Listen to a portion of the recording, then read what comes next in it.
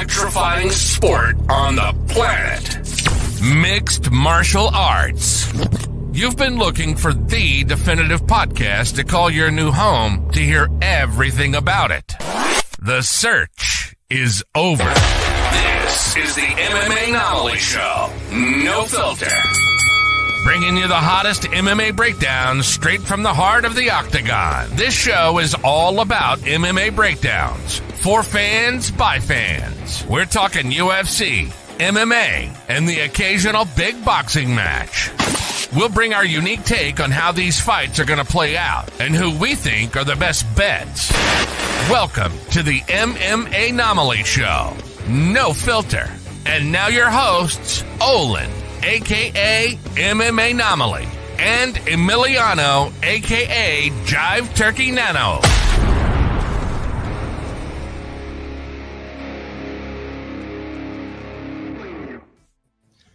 What is up, fight fans? Welcome back to another episode of the MMAnomaly Show, No Filter. I'm your host, Olin, a.k.a. MMAnomaly, and with me, as always, is the co-host with the most, Jive Turkey Nano. How we doing, brother? Let's go. Great to see you, brother. Doing fantastic. It is a marvelous Monday here. Post, honestly, a low-key banger of a fight night this past Saturday. And as you know, the wind's coming up, brother. Love is in the air. Can't wait, baby. Cue the church bells. Cue the airplanes. Cue the tequila, baby, because we go to Mexico. Let's go. Let's go. Love that. Cue all the bells. Cue all the sounds. Man. I am so excited to go over this fight card. I know we did not hit necessarily our picks, but I digress. I do feel like we did pretty well with our overall picks. Maybe not the bets, but the overall picks, I feel like we did pretty damn stellar on, aside from the obvious elephant in the room. Right, Nano? Fair enough. There's the elephant in the room that must be addressed, right? To your point, overall, they're pretty gosh darn good, but I mean, even lean off the card again. There's some things that went a little off course, but for the most part, they're pretty gosh darn good. Proud of us. I'm proud of us too. I'm very proud of us. There's a guy whose name is Thomas the Train Peterson. Man. They should call him the Train Ender because the hype train that was Muhammad Usman. What little hype he had managed to build for himself, it just got derailed. And son of a freaking gun, it sucks to see it, man. You really, truly hate to see it. People in the chat were telling us that he was the biggest lock of the entire card here, right? I mean, call me crazy, but that's not what it looked like. No. Not at all. You're not crazy, my brother. That was exactly what we saw, unfortunately, here. Usman needed to get back in the winner's column, and he just was not able to get it done. Big Thomas the Train Peterson there. Looks like maybe the boss on UFC 5 Road to Championship or something like that if you're playing the dramatic mode. But yeah, man, I got to give him his flowers, though. He went out there, he put a whipping on Usman, and he did what we thought he was going to end up doing, which was getting to his wrestling game and using that to his advantage, scoring two out of 5 takedowns and really getting better as the fight went on, which, unfortunately for Usman, we've seen his gassing be an issue. A little bit of it started to showcase in this fight, started to fade a little bit more. Again, those takedowns are tough. When you're trying to defend, when you're moving backwards, when you got a big boy in front of you, that's piecing you up as well. Landed almost 100 strikes. He just wasn't able to find an answer, and sometimes that's just how it is, just not able to get in the driver's seat of the fight. So Thomas was leading the dance. I don't know if you have anything else to break down in terms of things that stood out to you, brother, but it was a heavyweight fight that led off the card, and unfortunately, it has spoiled some of our parlays. I mean, the best thing I can say about this fight in its entirety is it was one of the UFC fights of all time. Not the best fight of all time, not the worst fight of all time, but it was one of the UFC fights of all time. Look, Joe, you're absolutely right. It was a free over for a parlay piece. That's a fact. Where were you last week with that tidbit of information? That would have been great. versus, the people in the chat last week telling us that Usman was the gospel truth to go with there. Either way, if you had Usman, I feel bad for you, son. We got 99 problems, and Thomas Peterson's one. Folks, he was the train that just ran right through our parlay last week, and it is what it is. Do you feel like play a matchmaker for this young man? Do you think he did enough for it? I don't know, man. It's tough for me. I don't have any names on the top of my head. I think an unranked heavyweight certainly can maybe get another win before we give him a ranked opponent there, though it's not necessarily the deepest weight class. I'd say it's probably one of the lightest in that sense in terms of competitors. But I'd like to see one more from him. Let's get him in against another contender, another guy that can get in there quick. But even for Usman as well, and great segue here from our boy Pat Motti, the blob Usman here. Yeah, I don't even know what's next for him either. 0-2 in his last two outings, not necessarily trending the right direction, not necessarily on the younger side of his career. So how much better can he get? How much more of him do we want to see? I'm not sure. Maybe one more, maybe do or die. The namesake certainly is there, but at this point, I don't think I want to be recommending any fights for these two. We'll see what happens. Joe, you're a dog, dude. Joe's a dog. Joe's at Jake Collier. And the worst thing about it is I'm actually not mad at that fight. Is he even still signed with the UFC? I think he got cut, man. But, it's heavyweight. So they cut people and re-sign them 3 weeks later when they need to fill in. So, yeah, call up Jake Collier and let that happen. Oh, God. Usman versus Despain. Oh, man. Usman versus Despain. Call it the battle of the derailed train. Man, oh, man, oh, man. Bad jokes aside. There's no what's next for the young man who went out there, landed 2 takedowns, and got less than 2 minutes of absolute control there. I'm not going to play matchmaker for this young man. We're going to go ahead and move along, folks. We keep the train rolling, so to speak. Luana Carolina coming in against Lucy Putilova. Man, oh, man, oh, man. I think as Joe said before, I'm just going to pull this chat back up here. It was a free over for a parlay piece, though, when it comes to this fight. I do think that that's probably true when it holds to this fight as well.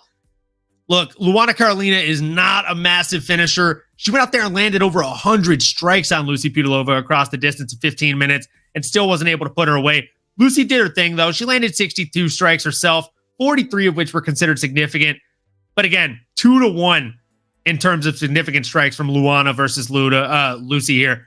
94-43. The takedown defense was there for Putilova.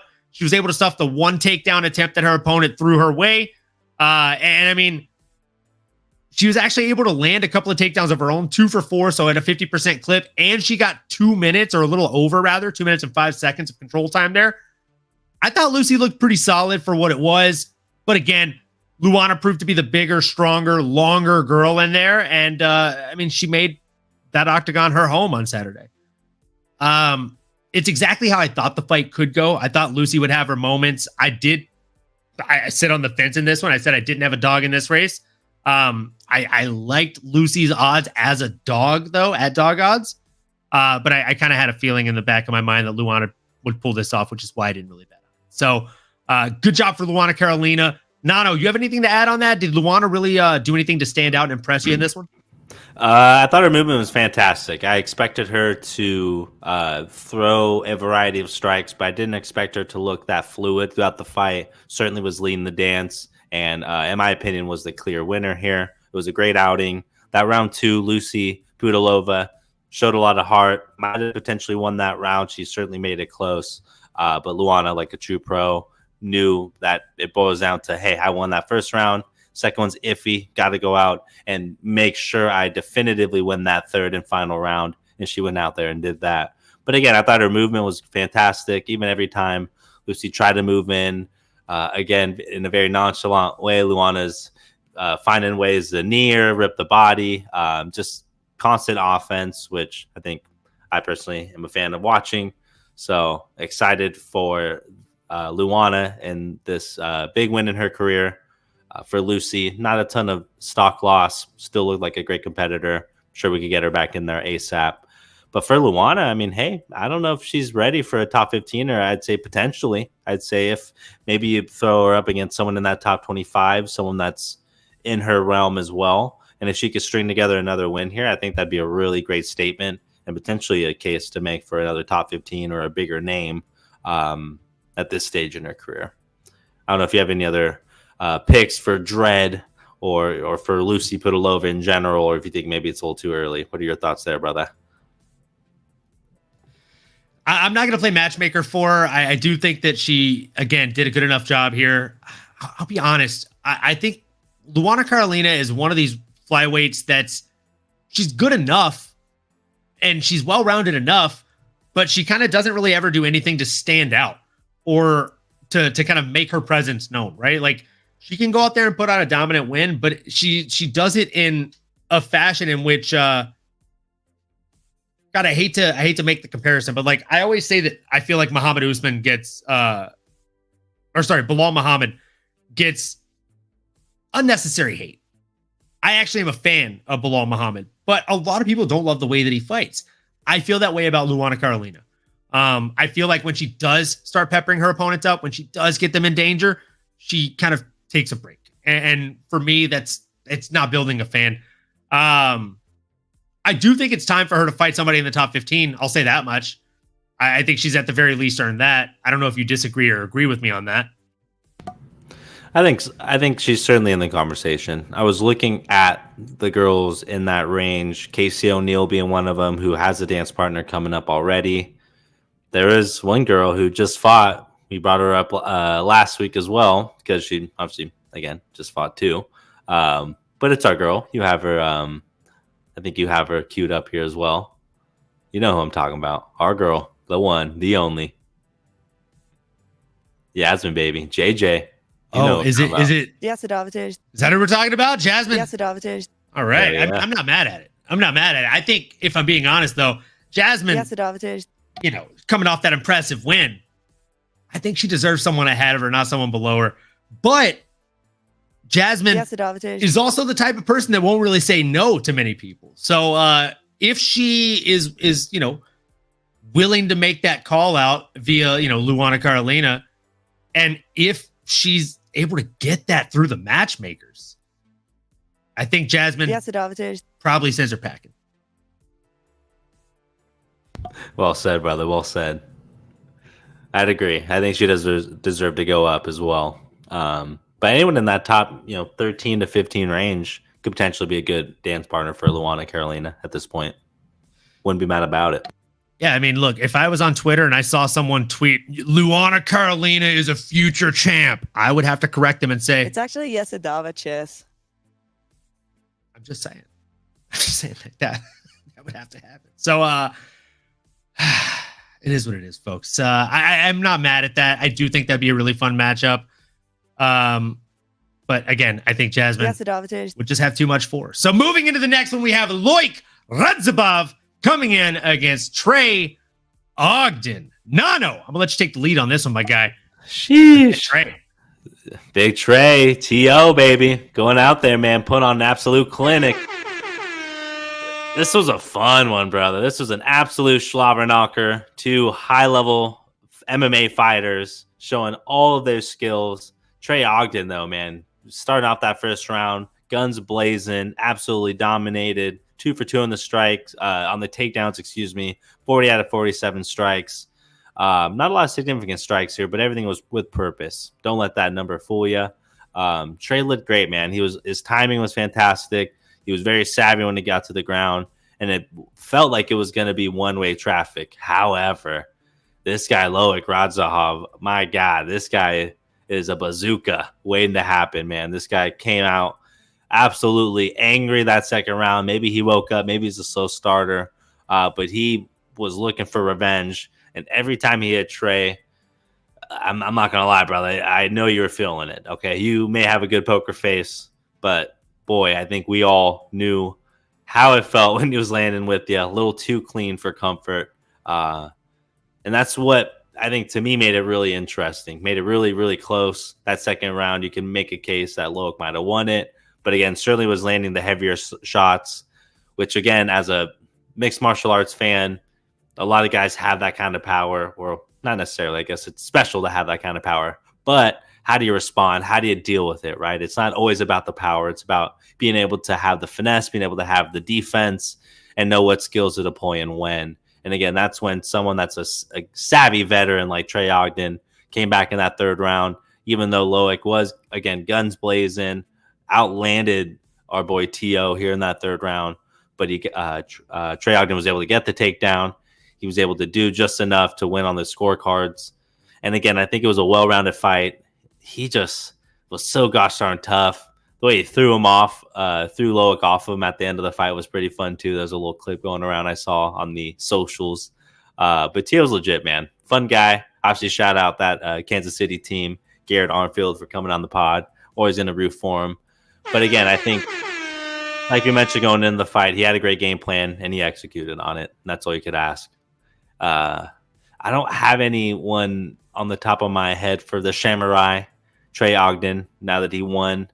That lightweight division is absolutely stacked. I think anybody that's in the top 25 or potential maybe eliminator to be in the conversation would be great, but it's tough. It's a little too close, a little too competitive for my boy T.O. to just get knocking on the door. So getting to see a little bit more from him, but I'll pay to watch him any day of the week. Let's go. What'd you think, brother? Great breakdown, Nano. Shout out Bike Arena, first time in the chat. Welcome. Glad to see you.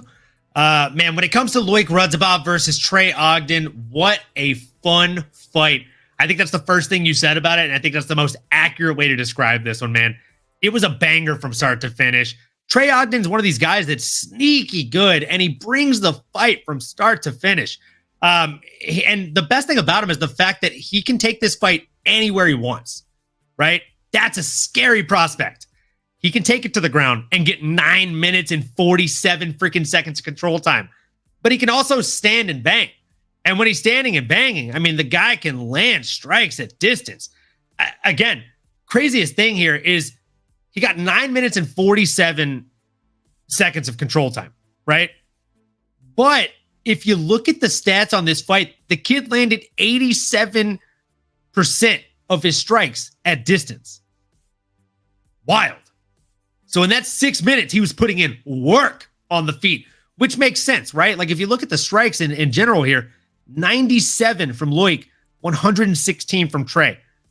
And the crazy thing here is Loic was throwing lead when he was throwing, right? He was trying to put it on our guy Trey.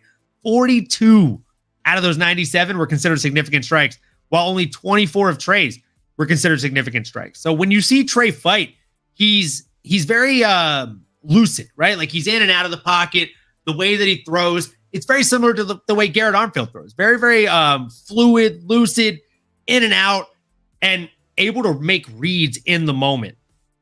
The thing about that is, kind of like an Adesanya is they can land 100 strikes and maybe only a quarter of them are considered significant strikes, right? They're not throwing everything into them, and that's how they're remaining so fluid. If I'm doing this, it's very easy for me to just roll around and throw with it, right? But if I'm and throwing so much heat and aggression into these strikes, if I throw I'm kind of stuck here, and then you can clip me with an uppercut that I don't see coming, right? So it takes away from that fluidity when you're throwing a lot of pepper, a lot of heat into those strikes. And I think Trey Ogden does a good job of just kind of mixing it in, right? Sprinkle a little bit of that salt in there for Bay. So I thought this was a great performance for Trey Ogden, continuing on his stellar run in the UFC. The Samurai. Good Lord. I mean, I'm sure most of the people that are listening right now thought maybe that was just a weird mispronunciation from you when you said Samurai, but that's actually the dude's nickname, right, folks? I mean, it's kind of a funny nickname, but it is what it is. So what is next for the Samurai? Look, he's fighting out of Marathon MMA, fighting out of Kansas City, Missouri. Stand up for your guy. But he's also fighting in the lightweight division, folks. And that is a tough division to matchmake for. I would say that, I mean, realistically, probably the best division in all of MMA. Correct me if I'm wrong here, Nano, but I don't know if he's ready for the top 15. Do you? I mean, I don't think so. And no, I would agree in that it's probably the most stacked or top 2 or 3 most stacked divisions in the whole UFC for sure. And yeah, again, I think I'd love to see him match it up with a big name guy. Again, maybe not necessarily someone that's ranked. Like a Jim Miller would be fun. Someone in that kind of realm. Not necessarily Jim, because Jim's maybe closer to the end of the road for himself, but I need a big name. I'm going to have to go through the list there and see if anyone sticks out, but no one's top of mind for me at this point. And I mean, look, again, I just said it myself. I don't think he's ready for the top 15. Calling a spade here, right? But I digress. If King, is it just King Green now? I think it's just King Green now. If King Green goes out there and loses on Saturday night, which we're going to talk about that next episode on Wednesday. If he goes out there and loses on Saturday night, I don't think that'd be a bad matchup for him. Assuming King Green still has one fight left on his contract, he's number 15 right now. You got to think that would boot him right outside of the top 15, depending on how that fight plays out, even if he loses. King Green versus Trey Ogden. Let us know in the chat, folks. And also, just a heads up, if you just now joined, we are doing a giveaway tonight to be determined what the giveaway is. But all you have to do is comment in the live stream right now to be entered. So anybody and everybody that is commenting in the live stream, every comment is an entry. And I'm going to do a little live stream poll before we call it quits tonight and announce the winner at the end of the stream. So make sure you drop your picks for these fights or kind of how you thought they went, or just who you think they should fight next for the biggest winners. Who do you think Trey Ogden should fight next? Do you think that's a solid pick? And King Green, if he gets the loss here on Saturday night against Patty the Batty Pimblett? Either way, let us know your thoughts, folks. And with that being said, Nano, it is time. It is time to move into the Miranda Maverick fight here.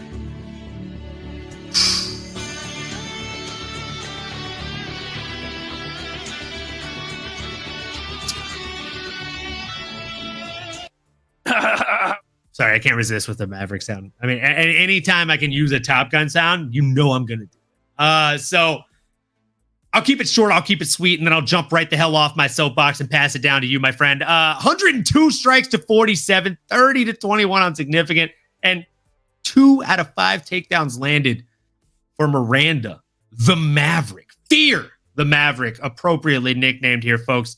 I mean, every time we see this one go out there, she just looks better and better. The issue is she's not able to get consistently better opponents, right? Like Deanna Barboza, there were people that were saying she might actually go out there and get the shocker upset win, but not enough people know about her or know her name for it to actually matter what other people are saying about her, if we're being completely honest here, folks. She needs to get someone that's already in the top 15. She needs to get someone that's in the top 10. I think she's more than earned it. And I think it's time for her to show what she's able to do with a top 15 ranked women's flyweight opponent.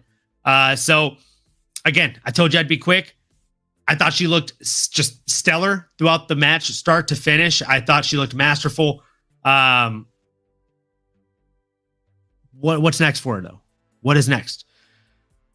I don't think it's crazy to say that Tracy Cortez would match up really well against her. So I like it. I like it a lot. That was the one name I was thinking. Maybe you give it to her. 2 big names, people that have grew up in the UFC. Maybe that's someone that would excite a Tracy Cortez as well. A solid challenge, and again, someone that's been in the UFC for a while. So she's proven. I like that a lot, brother. There you go. I see you. Appreciate you, champ. So, I mean, I hate to steal your thunder and steal the name you were going to say, but what were your overall thoughts on the fight? Did Deanna Barboza impress you? I know she's a newcomer to the UFC. Or, I mean, were you just too busy paying attention to Miranda Maverick out there?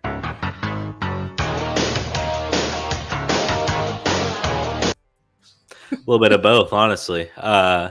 No, I pretty much echo all the sentiments you mentioned. I think just Diana was not able to get her footing in the sense that just Miranda was one step ahead. It's a little bit better. I think Diana coming in with that judo background, I was expecting maybe a little bit of a more resistance or just more success, maybe a little bit more craftiness, but Miranda just was able to go out there and showcase all of her skills. And again, someone that's grown up in the octagon in the UFC, I think all that experience definitely showed. The big stage, a little bit of the smaller octagon, maybe that's something else to consider.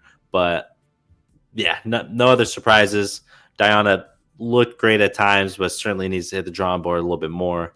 And I think she can certainly continue to develop and be a solid contender here at some point. Don't sleep on her now. She'll be back. She'll be back, as the Terminator once said. Yeah, he's coming back. Come on. You got to make the good picks for the MMA. Come on. You have to get to the ground now. Go for the takedown. Take it down again. Yeah, did you see how she pulled the blast double? Takedowns and grappling.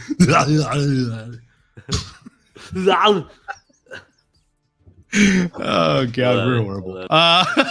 So moving into the next fight, again, this is one that I told you guys I was most excited about here. This was in my top 3 breakdown here. Brian Boom Kelleher coming in against Cody the Renegade Gibson. Folks, I know I took like the over 9.5 here on underdogs. It's okay. It is what it is. It is what it is, folks. The fact of the matter is, I also said that I thought Cody was going to go out here and look to get back from that last loss. I knew that he was going to want to come in here and get a finish and look really strong. I just didn't think he'd be able to get a finish so early on a Brian Boom Kelleher. But my goodness, I digress. I guess I couldn't have been more wrong when it comes to the urgency here for the Renegade. The Renegade went out here and did exactly what he needed to do to work himself into a prime position to pull that arm triangle choke in just 3 minutes and 58 seconds of round number 1. You fucking love to see it, man. Just stellar performance from start to finish. 18 strikes landed to 2. He landed at a 60% clip to 15% of his opponent's strikes landing. 13 of which were considered significant strikes. 54% clip to 16% clip of his opponents. I mean, it just doesn't get much better than this from a statistical standpoint. Cody went out there and made it look like one man belonged in there on that night and the other didn't. 2 minutes, 38 seconds of control time to 5 seconds. In a fight that lasted less than 4 minutes. Like, come on. The stats tell the story for you if you weren't able to see the fight, folks. But if you weren't, again, it's less than 4 minutes. Definitely recommend checking it out on ESPN Plus or UFC Fight Passes if it's already up on there. Nano, what stood out to you other than the fact that, I mean, we were wrong about the timing of the finish here? Yeah, wrong about the timing. I think wrong about the durability of our boy Brian Kelleher at this stage in his career. Maybe we give him a little bit too much credit, or maybe we need to give our boy Cody Gibson his flowers as well, brother. He went out there and was a madman. I think that was my big takeaway, was that he was fighting angry. He was purposeful. Just felt like, I don't know if you could equivalent, make the comparison to like another sport. It just felt like he went out there and was trying to throw deep passes in the NFL, like that first drive, trying to set a statement, trying to shoot the 3 ball right away, trying to shoot for the goal. He was like, I'm trying to make a statement here, is what I'm trying to say, y'all. With his game plan, with his willingness to just make it violent early, and the way he was able to put him away, I mean, very impressive. Our boy Cody's got that in his arsenal. And if he could continue to do things like that, man, I mean, this bantamweight division's got another guy. Definitely throw his hat in the ring. Not saying he should get all the way in the top 15 just yet. Not saying that. But he's another guy that you can certainly leverage in terms of his namesake. He's developing and getting these fancy wins. Sky's the limit, man. I love seeing it, rooting for him always, especially coming off the Ultimate Fighter. But again, obviously, Father Time is his biggest rival at this point. So if he could defeat that opponent, I think he could continue to put out some good fights for as long as he wants to, that is. Definitely agree. I think Cody Gibson's one of those guys that's just got that absolute fucking dog in him, right? I mean, come on. Dude is a dog. He's an absolute dog. He's fighting in a stacked bantamweight division. I mean, what's next for him, right? Like he's up and down right now in his career a little bit. It's tough to say. And it's also tough to say whether or not somebody would be willing to fight him in the top 15 or if he's worthy of the top 15 at this moment. I will tell you this, though. Brian Boom Kelleher was not that long ago in the top 15 himself. So, I mean, I think maybe a Pedro Munoz or even a Jonathan Martinez right on the skirts of that top 15 might make sense for him. And I also think, to be completely honest, Pedro Munoz versus Cody Gibson would be a really fun stylistic matchup. I think the fans would win that one. I like it, brother. I like it. That is a fan-friendly match right there, for sure. And both those guys are around the same age, I want to say. So, like, it would make sense from a not only a stylistic standpoint, but also from a trajectory standpoint, right? Now, without further ado, folks, It's time! That's right. It's time to jump into the main card, folks. I'll tell you this. We're going to start off with the little... Yeah, we're going to start off with that. We were super excited about the co-main event. We had the Iron Turtle coming in against Brad Tavares. And there was a medical issue. And the fight fell off. I know it's crazy because that never happens in the UFC, right? Fights never fall off. This is one of the first times we've ever seen this. It's unprecedented, this situation. And shout out No Chill MMA for calling that out. We had no idea. We thought he was a big phony. We said there's no news. What you talking about, Willis? No, he was right. There was something going on now. He was onto something. Who's your source? I was going to say, as soon as we got the news that it was officially off, me and Nano were texting each other, bringing up No Chill MMA like, where are you? And I'm so sorry. We doubted you last week at night. No, seriously, though. I mean, we need to know who the F your source is because I need to follow that person on the tweet or X or whatever the kids are calling it. Yeah, we're going to do a shot for the Fallen fight there. Because we don't know who would have won that, you know? And we were right on most of these fights, so it's a pretty dry night tonight as far as repercussions go. Fair enough. I will also just happily take a shot. Thirsty, dog. Come on, do that too. For this Hyder Emil performance, my God. Let's drink to that as well. God, let's drink to that. What was it, like a 39 punch combo, 31 punch combo? Something absurd. Like that. It was disgusting. Take the lead, brother. Do the announcement and everything. Yeah, so starting off the main event here, we got Hyder Emil repping the Bay Area. You heard? Fighting against Jung Young Lee. And boy, oh boy, it was short, but it was sweet, baby. Like that little piece of pie right after dinner. Just what the doctor ordered. Man, Hyder Emil came out there, literally guns a-blazing. Took one on the chin, said, okay, we're fighting then. Bit down on his mouthpiece and said, I'm going to go ahead and put it on this guy. Landed, I think, somewhere on that initial maybe 3 to 5 punch combination. Hit his opponent once or twice. And then next thing you know, he said, I'm going to go ahead and empty the freaking Tommy gun tank here and just empty the entire clip on him. Just was firing rounds left, right, up, down. Left, right, up, down, right, up, left, right, triangle, X, circle, right, double click.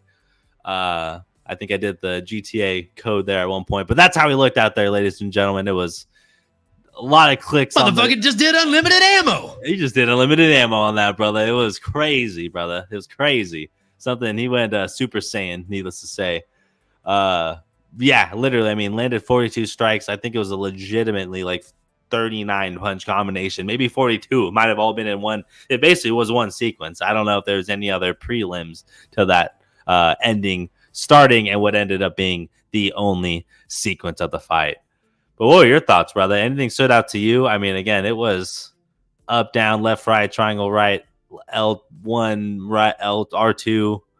It was fantastic, brother. What can you try to articulate it a little bit more there? How badass that was. I mean, Lomachenko and DC's reaction said it all too. Oh my God. I mean, like, to put it into perspective, guys, there was 42 strikes landed in a matter of 65 seconds. And to put that further into perspective, there were 63 strikes thrown in a matter of 65 seconds from one dude. That's one of the two dudes. There were two dudes in there fighting. That's one dude that did all of that. I mean, the other dude only got to throw 10 strikes. But, I mean, he was doing a lot of other stuff, like eating 43 strikes. Good Lord. Hyder Amil. His mom named him Hyder because she knew he was going to need to be a good hider with all the bodies he's going to be fucking racking up, folks. Good Lord. I mean, the bad jokes make themselves for these people sometimes. Like, dude's name is Hyder for a reason, okay? He's been hidering bodies for his entire life. I don't know where he's been hiding that power or that speed or that pop, but man, I'm glad he brought it out on Saturday. Look, folks, this dude, he's not been hiding it anywhere. He's 10-0 now. He was 9-0 before this. Look, I grew up mostly in Louisiana, born in Fort Lauderdale, Florida. And there's something I can tell you about being from both of those places. I've experienced hurricanes. And I think this dude has a very fucking apropos nickname because his nickname is the Hurricane, folks. That's exactly what he looked like. A hurricane doesn't need a lot of time. It's going to rush in there. It's going to do damage. In and out. You don't see it coming. You maybe hear it coming. You hear the choo-choo train. And just like when you hear a choo-choo train, the next thing you hear is the end, son. And that's typically what happens to his opponents. So, folks, here's the deal. Hyder, the Hurricane Amil, he's the deal. All right, he's 10-0. He's an absolute beast. Coming off of a decision win, unanimous, mind you, on Dana White's Contender Series, and then getting the TKO win in the second round over Fernie Garcia. After that, coming in here on Saturday against Zhang Young Lee and saying, you know what, folks, that last time I know you guys were impressed. It was nice, but I can do better. I only need a minute 5. He goes out there. He makes quick work. Again, something we like to say on this show, a fighter that does not get paid by the hour. He gets paid by the job. Okay. He went out there and he proved that on Saturday. He made it look absolutely easy, much easier than it should have looked. And now the question remains, or rather in lies, Nano, do you have a name on the tip of your tongue? What is next for Hyder? Man, I mean, you got to hide your kids, hide your wives, because he's knocking everybody out, brother. I don't know, man. There's a lot that you can definitely do with this guy at this point, right? I mean, undefeated, absolute banger of a performance here on his resume at a featherweight class, which, I mean, man, there's some guys, though. There's some guys. I don't think he's ready for the top 15. As much as I'd love to see it, I think I might need to see maybe one more performance like that with somebody in that top 25 potentially. But he's certainly, as is, he's knocking on heaven's door. I was going to combine my rock songs here because he's also on that highway to hell. Oh, no, what's his nickname? Was it Nightmare? Highway? Why am I? Here I am. Rock you like a hurricane. I'm getting my rock songs. I got you, brother. Thank you, brother. That's why you're there for me. That's it. Come on. All day, baby, all day. Look, dude, I have a name on the tip of my tongue. I agree with you, though. He's not ready for the top 15. Okay, we're gonna call a spade here every day of the fucking week. But I do think that he's ready for a name maybe right outside of the top 15. I actually have 3 names for this young man, Nano. I did the extra work for you just in case you didn't have a name. I got 3. Okay, you can borrow one of them. You tell me which one you like here. I got Super Sadiq Yusuf. I got Alex Bruce Leroy Caceres. And I got Damon the Leech Jackson. All of those have Wow. fucking banger written all over them, son. Wow. They do. I come prepared, brother. Oh man, I like all. I mean, Caceres is a really good one. The Leech one is like a weirdly fun one for me. That's a really fun one. I don't know why. I feel like it's like it would pose really interesting grappling threats for him, and he would have to work, dude. Like he'd have to work. Johnny V, my fucking guy, dude. We're gonna pour up a shot after this breakdown for you, my guy. You pour one up too, brother. I already know your game. Dude, the Leech. I don't know why. I feel like that one just has banger written all over it. Because someone's going to get finished. Guaranteed in that fight. The Bruce Leroy one. The Bruce Leroy one is like just a striker's dream, though. Like, if Bruce Leroy could survive the first 3 to 4 minutes, I mean, it's basically like sandbagging to prepare for a hurricane. I've been there. I mean, he's doing the prep work. The hurricane gets a lot weaker after that point. It's like it's shifted away. Now it's just a tropical storm. You might be onto something there. It's a good point. I mean, why not? Why not throw him into the wolves and the lion's den? See what he can do. Sink or swim. And then, I mean, with all due respect, if he beats one of those guys, you got to think he's ready for the top 15. Yeah, no. Yeah. Oh, yeah. Absolutely. I mean, no other way around it.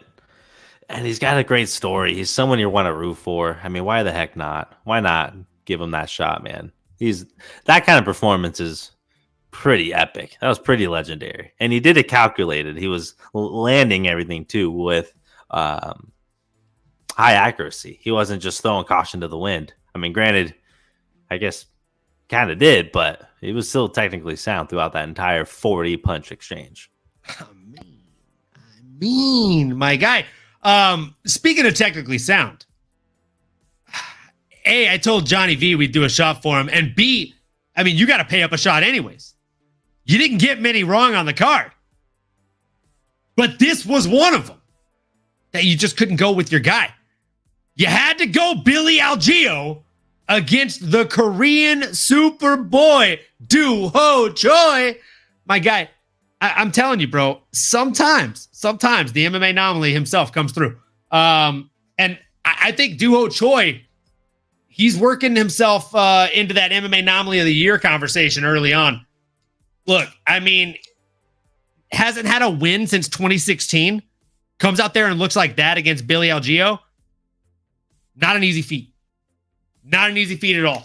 And I mean, to not only like get the win, but to get the win via finish, brother, I was screaming in my bedroom on Saturday for the Korean Superboy.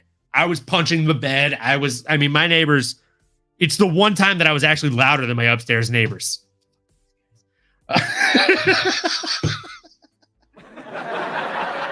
Uh-oh. It's the truth, brother. It's the truth. If I was Thanos, gone. Not dead, just to another place, like another apartment complex. The end of time, like in Loki, just, alternate universe. I'm gonna make those fuckers a new time tree, bro. Johnny V, my guy. If you're still in the chat, this one is for you. And Do Ho Choi. Let's go.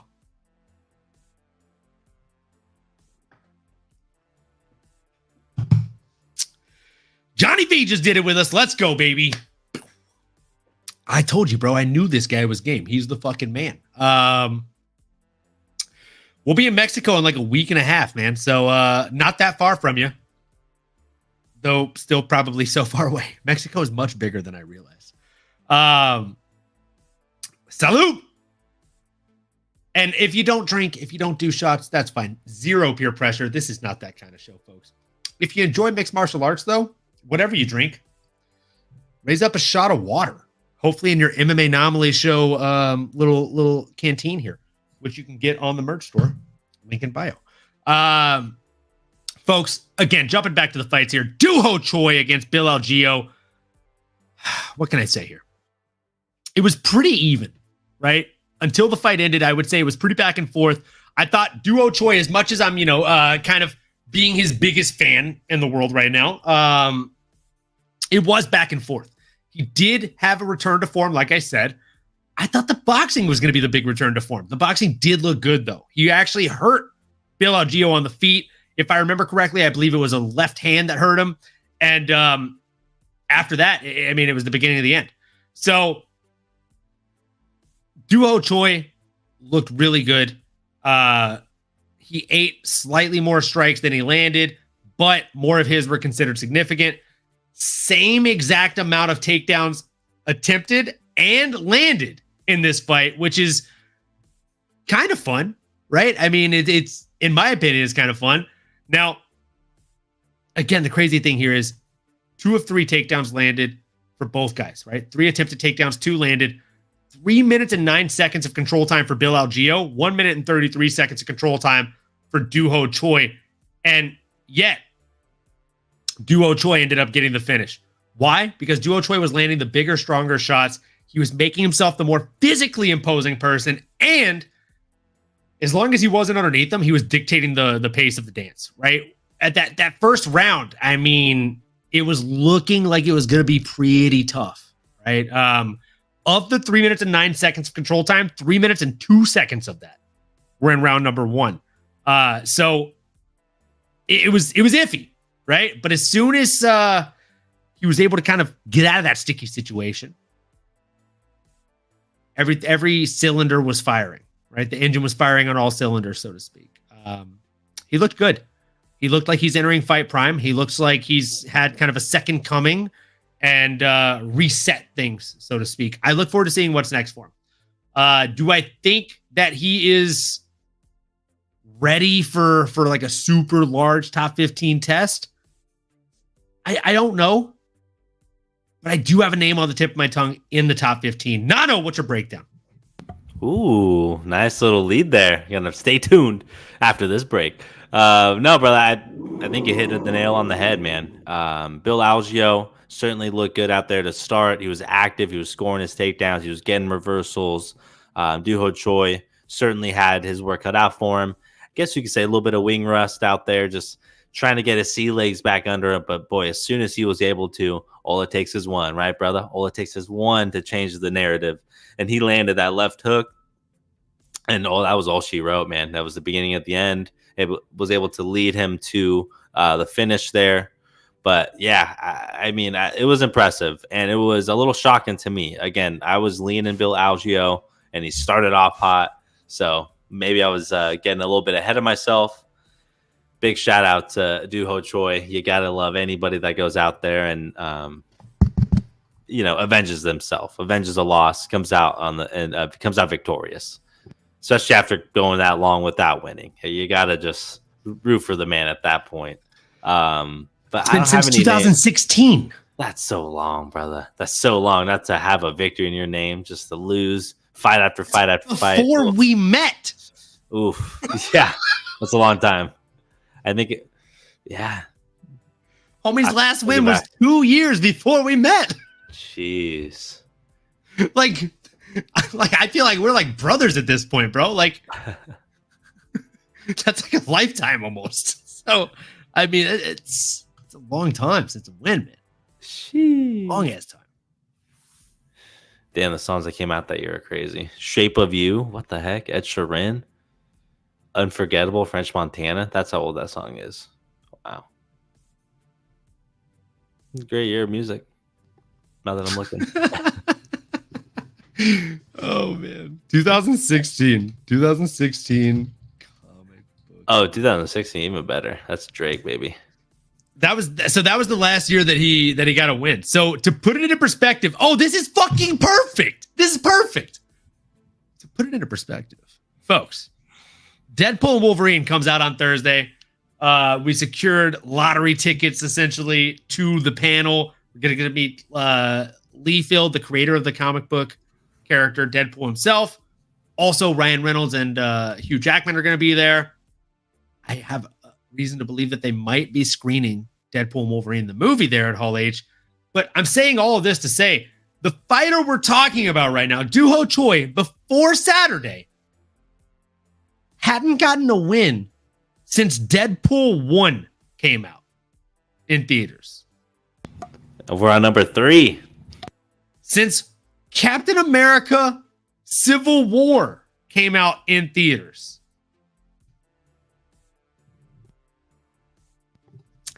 And I mean, it's crazy ironic, right? It's crazy ironic that I'm saying all of this and that I'm saying like Hugh Jackman and Ryan Reynolds are coming together, right?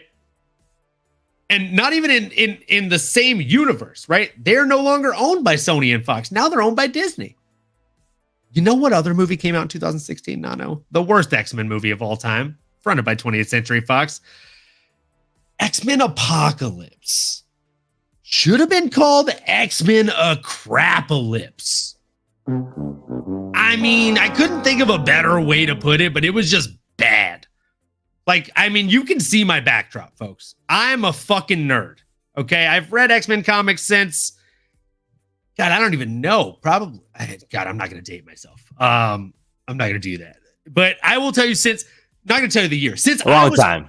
Since I was 5, I've read X-Men comics. And that was a very long time ago for me.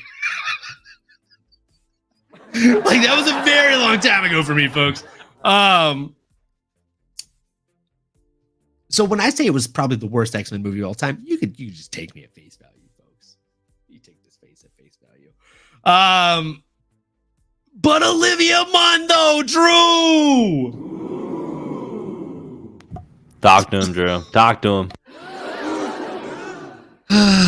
Man, you know, some things even after all these years, you just can't beat. Attack of the Show. Olivia Munn. Jeez, Fuse TV. She was one of 3 things I remember about that channel. And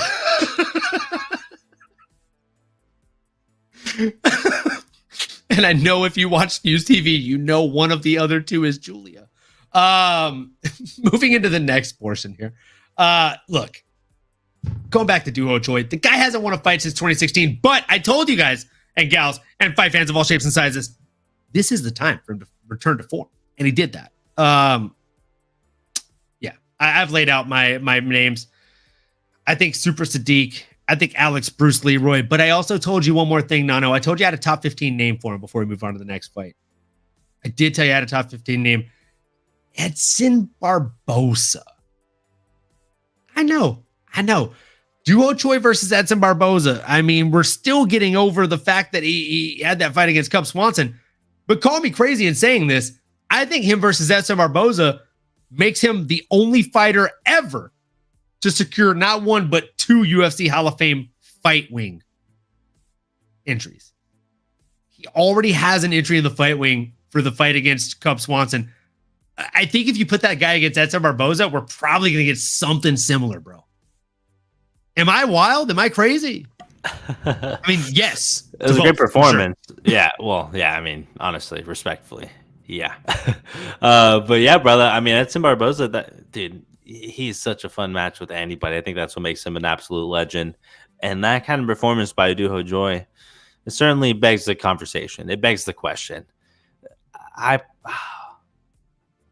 I'm hesitant to book it because, again, someone like a Barboza, like you want to see him fight other big name guys. You want to see him maybe move his way up. If not, then why is he at that 15 spot? But Duho Choi, maybe that is someone he's coming knocking. I mean, you're not totally crazy for that pick. I think I'll leave it there. I just think the pick makes sense. Like, it's a good fight. And I think I don't know. It might just be me being selfish more than crazy as a fan. So we'll go ahead and move into the next one. We got 4 more fights to break down here. And I know we got a late start, so we might run over a little bit, but it's okay. We're going to make it happen, folks. Bruno Silva versus Cody Durden. I'm going to clarify one more time for you folks, not to be confused with Tyler Durden, not the same dude from Fight Club, which we won't talk about because that's rule number 1, folks. Cody Durden, though, absolute beast. Came out here, looked pretty good, but just not good enough. Bruno Silva. Oh, man. He went 0 for 2 on takedowns, but it really didn't matter. And Nano is going to tell you why. Nano. What happened in this fight? Brother, all it takes is one, man. All it takes is one punch to absolutely change it up, right? Cody Durden was doing everything he needed to do that first round. I think he won it pretty handedly, although it was close in terms of the strikes. And then that second round, man, it changed, and it changed quickly. First and foremost, Cody looked big in there. So I was a little worried for my boy Bruno Bulldog Silva. But just like his name says, he's an absolute bulldog, okay? And he went in there, put some heavy hands on our boy Cody Durden. Put him out, brother. Put him into the shadow realm. Bruno was able to finish him off there and get secure the victory. It was a great performance. I was impressed. I was surprised. Again, he looked a little bit smaller, but boy, oh boy, was he an absolute beast. That comment is worth a shot alone. Jesus Christ. His name was Robert Paulson.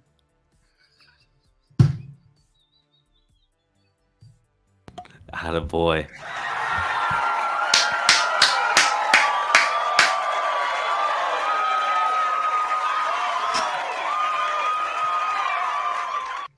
What a guy. What a fucking guy. Let's go. I love it. That's hey man.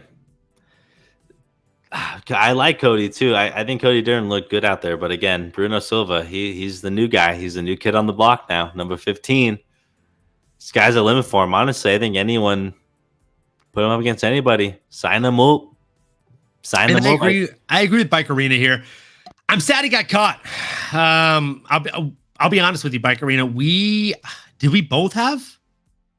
you have Bruno Silva on this one? Or we agreed on Durden? I think you had Silva. We stayed away from in terms of like our cards and stuff, but yeah, I think we did a friendly shot on it. Yeah. You had Silva. I had Durden. All right. I was wrong here. It doesn't happen all the time. But yeah, I definitely had my guy Cody Durden. Look, I thought he was going to go out there and be able to land the wrestling on this. I thought he was going to get it done. But yeah, Cody Durden is definitely a Twitter legend. And you know who else is a Twitter legend? MMA BG, which of course stands for MMA Based Goddess. Make sure you drop a follow for her on Twitter. She is absolutely hilarious. And also has great picks. So for Robert Paulson, folks, we do a shot. His name was Robert Paulson.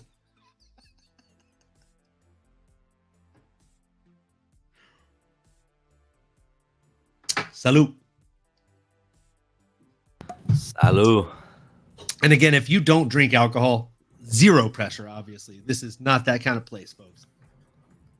But stay hydrated. No peer pressure. Drink your water, drink your Gatorades. If it's soda, make sure it's poppy or something healthy. And appreciate you for sticking tuned. Hey, man. Got to get some corners. I like sparkling water. Get your LaCroix, get your Costco sparklings. It's healthy, and you still get a little bubbles. Cut some corners, baby. And that's our health message of the day. Jeez, can't even talk. Whoa. Okay, Bike Arena. She said she only got one wrong on the main card. Wow. Give us some fucking all the sound effects here. Let's go, folks. We love to see it. We love to see that. Man. Wait, the only one you got wrong was the co-main. Does that count? Or are you saying the new co-main? Oh, no, you're definitely talking about the new co-main because we had this conversation today on IG. She always bets against Steve Garcia. So it was the new co-main. So it does count. I got this wrong. Obviously, I bet on Cody Durden. Rule number 1, we won't talk about it. It happened, right? It happened, folks. He was doing well up until he wasn't. And I'll fucking die on that bet, folks. He had 2 minutes and 35 seconds of control time. And mind you, that was in the round that he lost. So or at least 2 minutes and 23 seconds of it was. So it happens. Before we move on to the next fight, Nano, co-host with the co-most. Do you have a name on the tip of your tongue at the UFC flyweight division for Bruno Silva?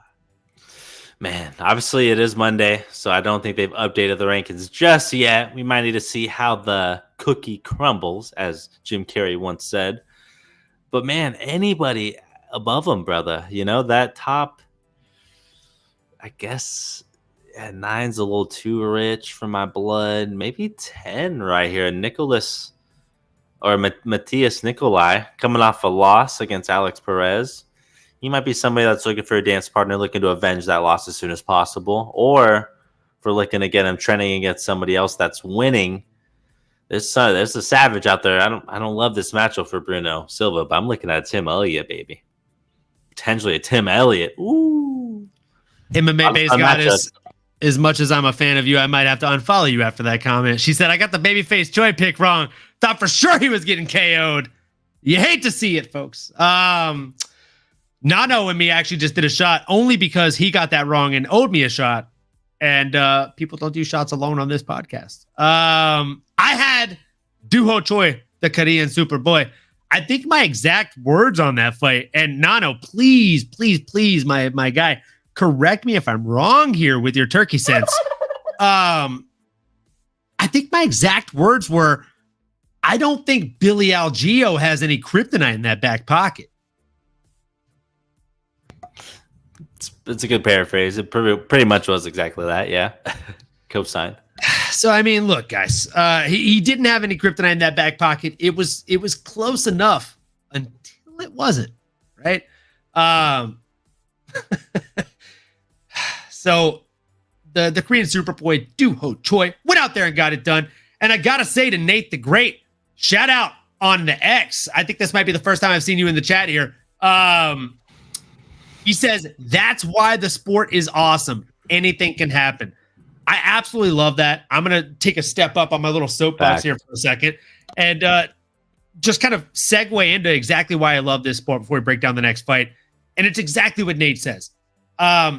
Nano is planning on doing a fantasy football podcast in the near future. Hopefully this season, if not, maybe like halfway through, somewhere along those lines. Either way, I would say other than MMA, that's probably your sport of choice, correct? Oh, yeah. Perfect. So I love NFL. I grew up going to the games, used to actually go to the New Orleans Saints games. And I really enjoyed them. I've sat everywhere in the Superdome.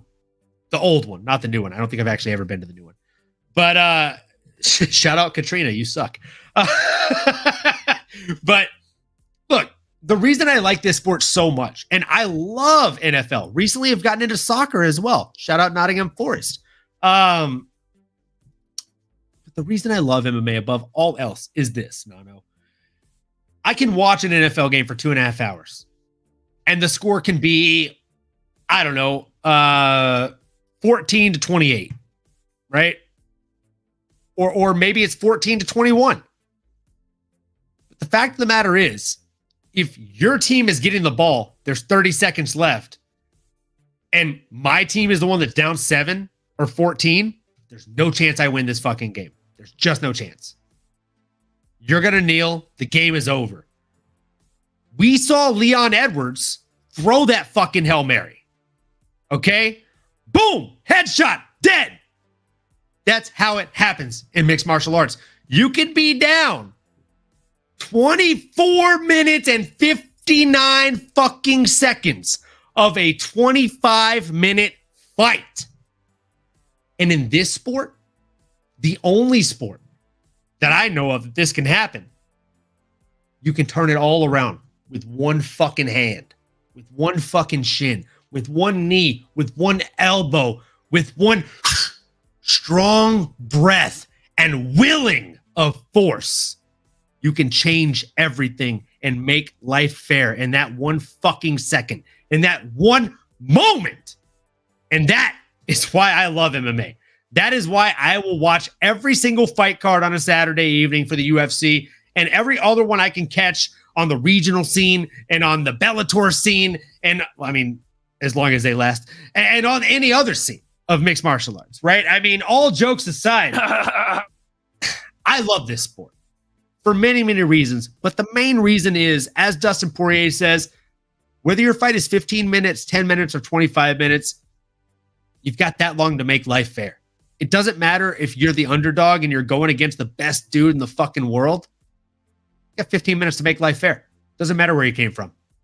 What matters is right now. What matters is this second and every second moving forward for the next 15 fucking minutes. 25 fucking minutes. 10 fucking minutes. You push, you fight, you kill. That's what I love about this sport, folks. That's what makes it so god dang beautiful.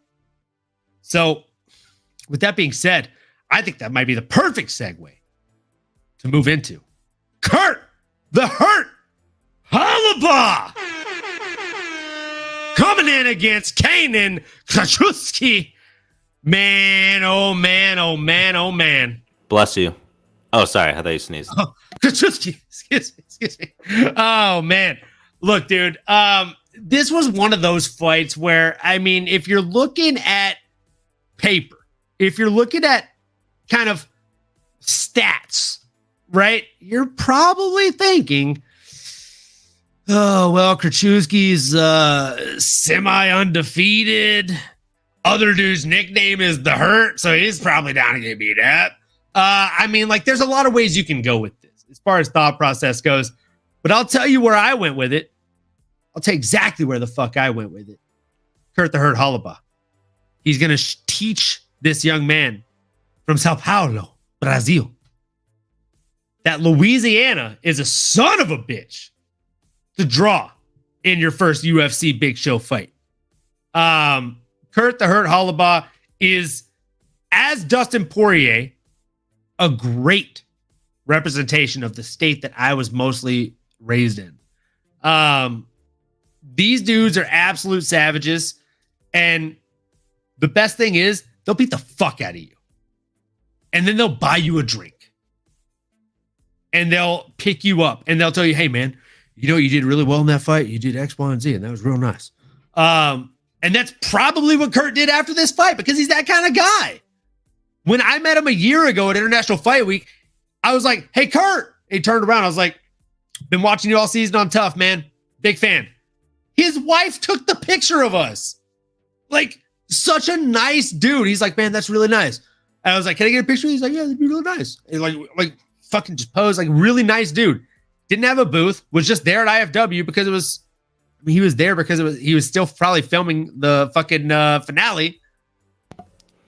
Had to be around, might as well do something to kill some time. Yeah. I mean, they didn't announce who won that. And then, you know, typically when they announce who won, you find out who's fighting like a week, two later. So I literally knew this dude was probably going to end up winning the season. And there he was in Vegas. And I told the group, I was like, oh man, this guy's going to be in the finale for sure. Like, I told Drew, I fist bumped Drew and I was like, we were right. He made it. Because he's here. It's like he either made it or the dude that did made it got injured. And here he is to step in because the Hurt is ready to go. But Kurt the Hurt Hollabaugh, he's one of these guys that you want to really root for, right? Like he's an absolute beast, first and foremost. Every time he goes out there to put on a show for the fans. He's one of these fighters fans. And he's going to give it his all up until the moment that the fucking bell rings, folks. The dude is an absolute savage. He's an absolute dog in every facet of the word. And that's why he went out there and landed 171 out of 275 strikes thrown in a 15-minute period. Okay? 15 minutes. Right? That is 180 seconds. Okay? So 180 seconds divided by the 275 strikes that he threw means that this young man was throwing over 1.5 strikes per second of the fight, start to fucking finish. If you're listening, do me a favor, especially if you've been fucking drinking, okay?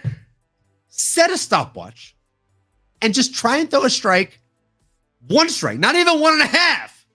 Just try and count yourself out and throw 60 strikes in 60 seconds. And then do that for 5 minutes.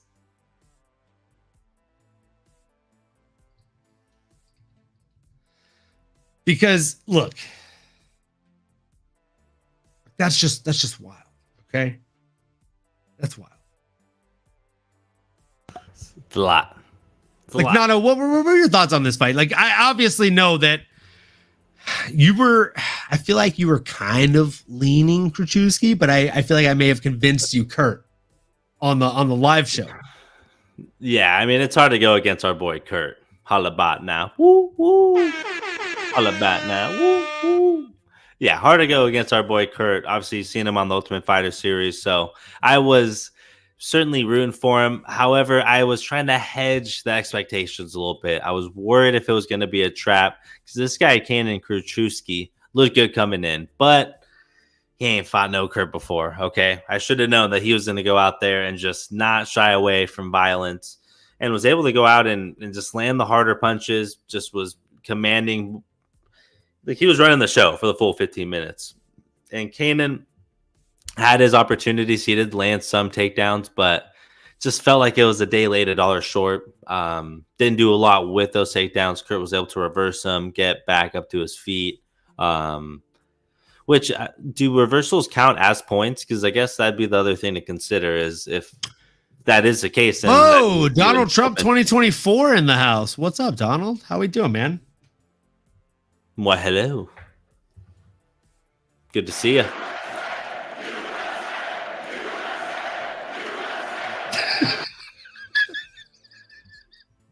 Sorry, right on cue. It was right on cue. Low hanging fruit. Well, you still got to eat. I'll take it. Chee-wee-wee.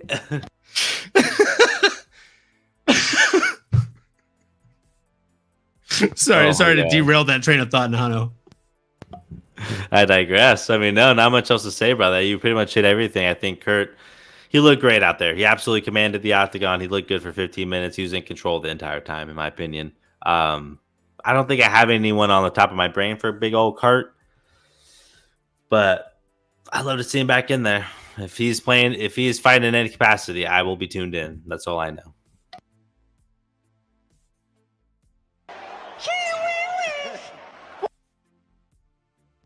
Chee-wee-wees to that.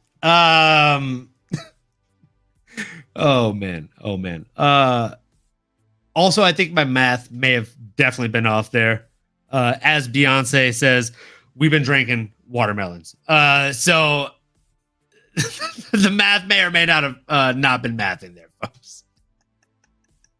I was doing that math on the fly, and that's exactly why we don't do that during work hours. We do the math preemptively, so that way everything's correct. But Kurt Hollabaugh, baby, woo woo, Hollabaugh, woo woo, got it done out there. Looked absolutely stellar. Landed significantly more than his opponent, both in total strikes and significant strikes. 92 to 89 on significant strikes, 115 on total strikes. And then again, if we look at the actual stats here by round, biggest thing to take note of in this fight is Kurt Hollabaugh. Again, he only landed one takedown. His opponent landed 3. Kurt shot 4 times. His opponent shot once. Who would you assume, off of MMA math, obviously now, Nano, got more control time here?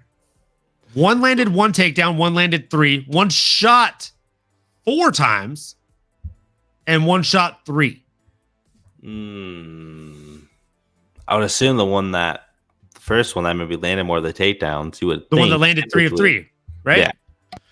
Right. So let me break a little bit of realness down for you, brother.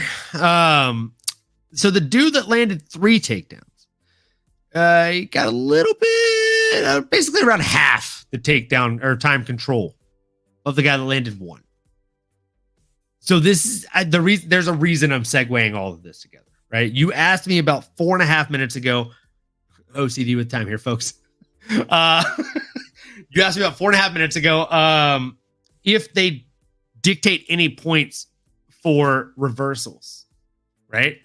Well, if I landed 1 takedown, you landed 3, and I got 5 minutes and 21 seconds of control time, which is over a round, and you got 2 minutes and 47 seconds of control time, which is about a half a fucking round off of your 3, I would sure hope to hell that they are judging my reversals, because your takedowns don't mean jack shit if I'm getting more control time than you. It's a good point. Yeah. Makes sense. Like in round 2 specifically, Kurt Hollabaugh went 1 for 2 on takedowns, which is 50% takedown ratio for those of you that are super bad at math. And Kanan Krajewski, excuse me, Gesundheit, got 1 for 1 on takedowns, got 32 seconds of control time to the 1 minute and 28 seconds that Kurt Hollabaugh got, which is, again, for those of you that are bad at math, just doing quick math for you, quick maths, that's basically 3x the control time off of half the takedowns. So not all takedowns are created equally, right, folks? Different people get different amounts of control time based on these takedowns. So Kurt is an absolute beast. Issue is, Nano, we've talked about this before tonight, he's fighting in the lightweight division. Happens to be the most stacked. Do you think he deserves a top 15? Oh, that's a tough one, brother. That's a tough one. But I'm leaning no. It's too stacked of a division. Some big names, lightweight or like tweener weight, if they end up doing some sort of cruiser weight at that 165 or something like that, door is definitely open, or opens up more fighters for that. But you probably got to see one more from our boy Kurt. Again, as much as I'd love to see him, and as much as I think he's starting to get some of that appeal or notoriety, need to see one more win before I get him a ranked opponent, in my opinion. The lightweight division is stacked. It's, like I said, it's probably the most stacked, or in the top 3, and it ain't 2, and it ain't 3. Those are my thoughts. Love those thoughts, brother. I actually have a name on the tip of my tongue here, or rather a duo name. So there are 2 young men that are going to be fighting that are right outside of the top 15. We actually got to meet one of them. Or no, we didn't. Just kidding. We got to meet someone very close in rankings to them, though. Jeez. Jeez. What's happening here?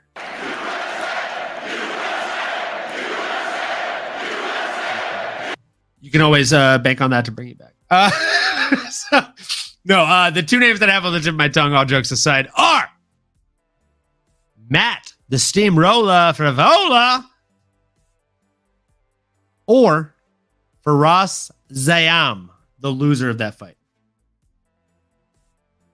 Sheesh, that's a good one. I like Faraz it. Zayam and Yusuf Zalal look kind of alike, and I was definitely mixing those guys up. That's my bad.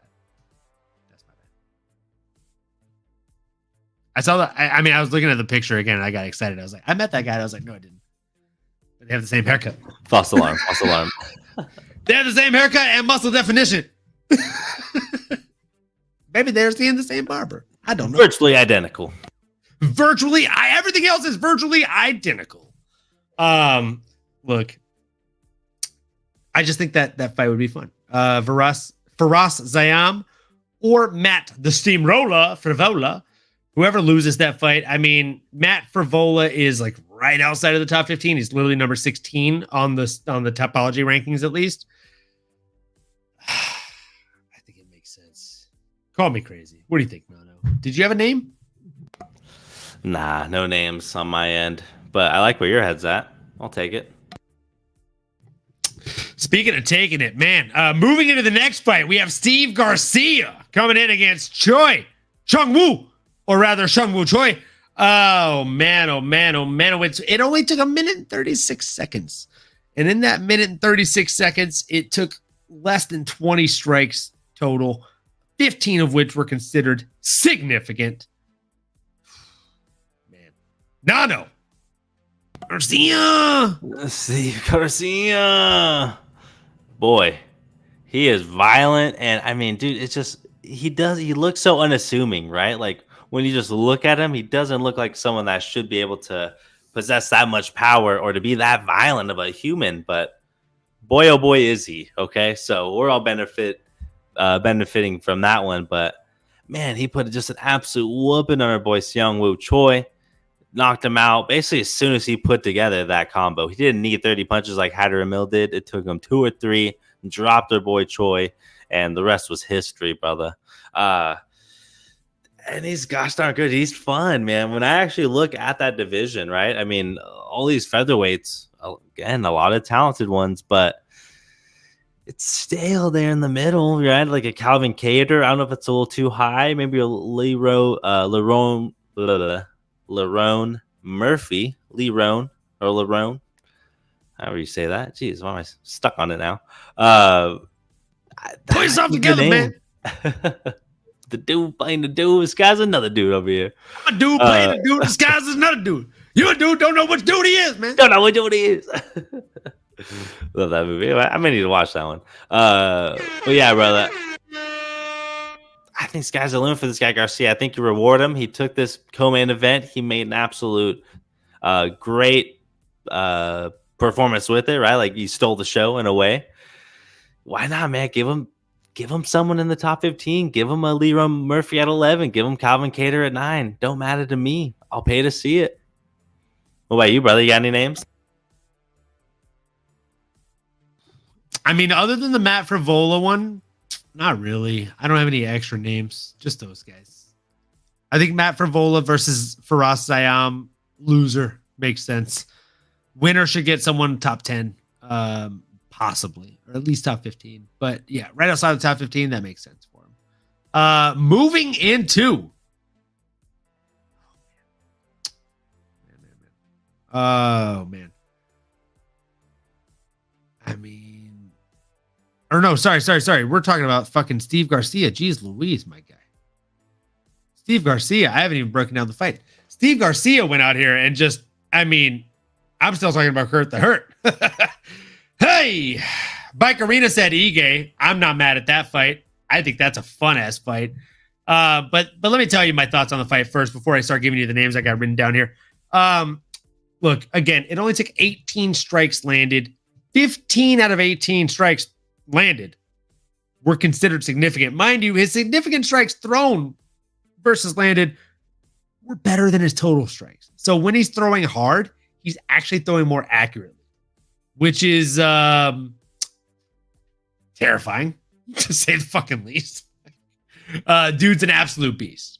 He's terrifying, and he throws lead. Now, I know Bike Arena is not a fan of him, which is probably why she's saying Ige. She wants to see someone that she thinks can beat him. But I'm not mad at that fight, right? Like, if we're talking about really strong featherweight matchups that make sense for a Steve Garcia, I think Ige does make sense. Another fight that I do think makes a lot of sense, and again, call me crazy here. Oh, Nano, I'm looking at you right now when I say this. Where are you? Yeah. You know what I'm talking about. Talking about Diego Lopez. Am I wild here? Like Garcia versus Lopez for Mexican Independence Day at the Sphere? Oh, now we're talking. Gosh, that'd be a fun one. Oh, man. I mean, he'd answer the bell. You know he would. Diego's gonna answer that call. He's ready, my friend. Steve, that's the striking in that match. I don't know how Steve's ground game is in terms of his grappling or his jiu-jitsu. I want to see him have to defend the ground game of Lopez. It's gonna be relentless. Man. These guys ain't got no roof, man. They roofless. They're ruthless, man. Super They roofless, brother. They ain't got no roof, dog. Seriously, though, real talk. I feel like it would be a roofless fight. Yeah, I'm happy. I'm happy with that fight. I'm happy with Steve Garcia fighting anybody. Bike Arena, I know you can do earmuffs for this one. I like Steve Garcia. I like seeing the guy fight. I think he's great. And typically when he fights people, their consciousness just goes. There we go. The delayed sound effect. The mouse just failing me there. So without further ado, folks, it's time. It's time! Thanks, Bruce. For the main event of the evening, we have Amanda Lemos versus Virna Kakara Genderova. I love saying Kakara. It's so fun. It's just so fun, dude. It's a fun word. It's a I don't know why I fun-ass think word to say, of Kakarat, like a little Vegeta. in there. Kakarat. Kakarat. Oh, that's a good one. Oh man. I forget. Did we agree on this one? Did we both agree on Kakara? Oh yeah. Come on. And she made it look somewhat easy for the most part. I mean, not that Amanda Lemos is, a walk in the park, but Virna, as soon as she is right, brother. As soon as she got a hold of her that second round, it was a wrap. It was a fun one though. It was a fun one. She's legit, that armbar, that transition, and all the scrambles in that first round. It was a really, really fun, 11 minutes or 6 minutes, however long it ended up lasting. But yeah, what were your thoughts? I don't know if anything stood out to you, but those exchanges on the ground were elite. Yeah, I mean, so to put it into perspective, folks, the entirety of the match lasted 9 minutes and 48 seconds, right? So it was scheduled for 25 minutes. It lasted less than 10. And of that 9 minutes, 6 minutes and 27 seconds of it were controlled statistically by Virna Jandiroba Kakara. Look, folks, I mean, there's not much to say other than she looked really good out there. She looked really strong out there. She controlled the pace of the fight. She controlled the distance of the fight. Even when they were standing, I don't feel like Amanda Lemos had a whole lot for her. She looked like she was having trouble finding the range. She looked like she was having trouble deciding what to do. She was really, honestly, taking her time a little bit too much in there against the Virna Jandiroba. And ultimately, when you're in a fight and you're thinking too much, that's going to lead to problems, which is why she landed a quarter of the total strikes. And even though she landed the same number of significant strikes total, which is 2, didn't matter. Out of 9 minutes, out of 6.5 minutes of control time, 9 minutes of total fight time, Virna Kakara Jandiroba threw up not 1, not 2, not 3, but 4. That's right, chat. Can I get a 4? Okay. Chi wee wees. The last one counts as 2 because I fucking said so. That's how many submission attempts she threw up, folks. Virna Kakara Jandiroba looked absolutely beast out there. And I mean, it seems like Baikarina agrees with me. I mean, Baikarina Kakara. It's like the same fucking nickname, damn near. Nano. What were your thoughts on this fight? I mean, did anything shock you, or was it just another day at the office for Kakara Jandiroba? I mean, man, a little bit of both. It was what I expected, but it was really, really fun. I did not expect Amanda Lemos to be as I don't even know, just with the type of counter she had, I would say as defensive as she was. I mean, she scored a reversal as well. It was just like if she really made Virna work for it. She had to earn that. She didn't just roll over and play dead fish and, oh, you got me, I'm just going to go ahead and quit. Like, she gave it her all. She was doing everything she could from a grappling perspective.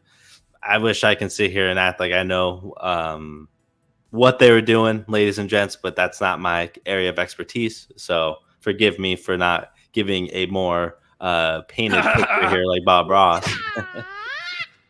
I'm more of a Bruce Lee. There we go. More of the striking type. But again, I mean, it was really, really fun to watch. If you're a grappling fan, maybe you could put in the chat here what stood out to you. But it just felt like Amanda Lemos' timing and her explosiveness to, quickly explode, like get her hips, reverse her opponent. At times she had moments there, but Verna was just too gosh darn big, too gosh darn strong. So it was a good one. It was a good one. And for those wondering where my eyes went, I know I had injuries a couple weeks ago. Today, I think it's just good old-fashioned allergies and dry eye here with my contacts not agreeing.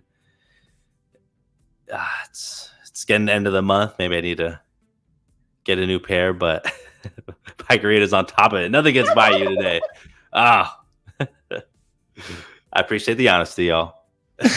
I didn't realize that was in the chat. I thought you were just speaking to that to speak to that. I was like, man, he's being really vulnerable right now.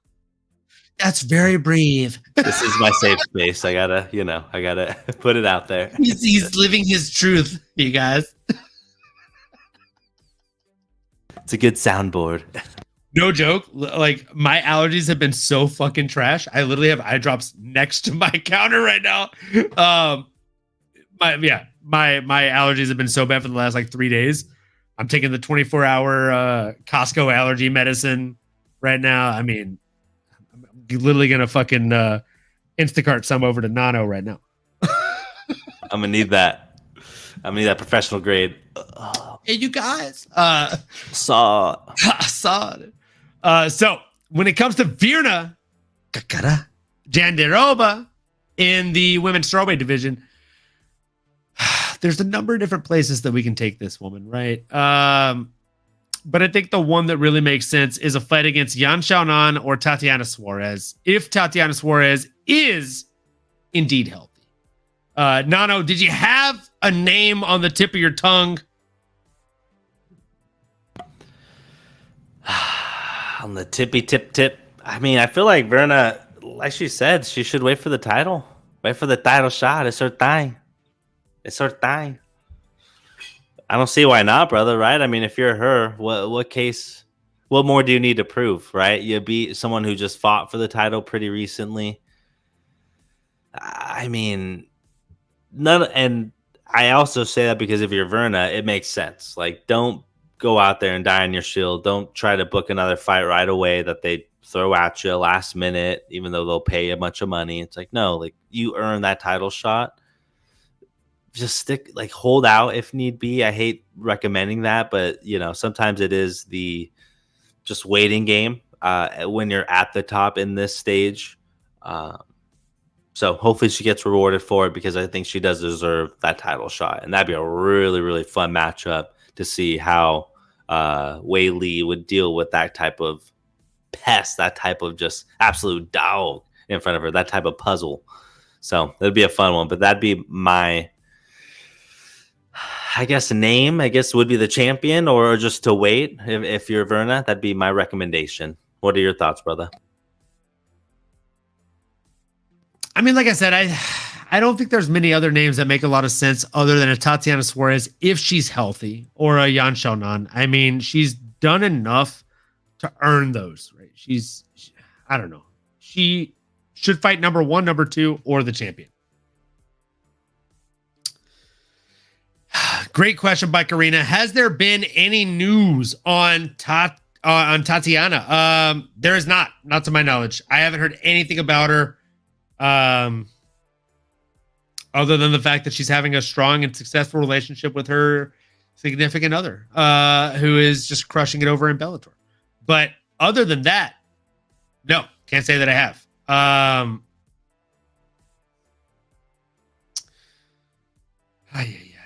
Yeah, I mean, it's tough because she's one of these girls that could run the entirety of the division, but she's injured, and it's on and off again injuries, so it's really tough. But I digress. When it comes to Tatiana Suarez, there's no news, right? So if not her, TBD. If not her, then I mean, it's got to be Yan Xiaonan. Yan Xiaonan versus Virna Jandiroba.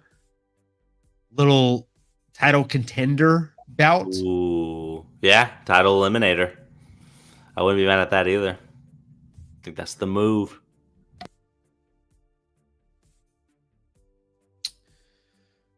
All right, so let's see here. I am doing a draw for the winner of the giveaway contest. I'm just waiting for the randomizer to go through. Let's go. Drum roll, please. Right, so Thank you all for hanging in there with us today on this fine Monday. Being active participants. active participants. We really, really appreciate you guys. Seriously, each and every one of you that is active in the chat. Each of these episodes, like, we really, really appreciate you. We just wanted to do a little something to give away to you guys and gals, and make sure that we're giving back to you folks. So thank you. If you're new here, if you're old here, make sure that you keep on keeping on. And when it comes to the winner, we are coming up. It is finishing.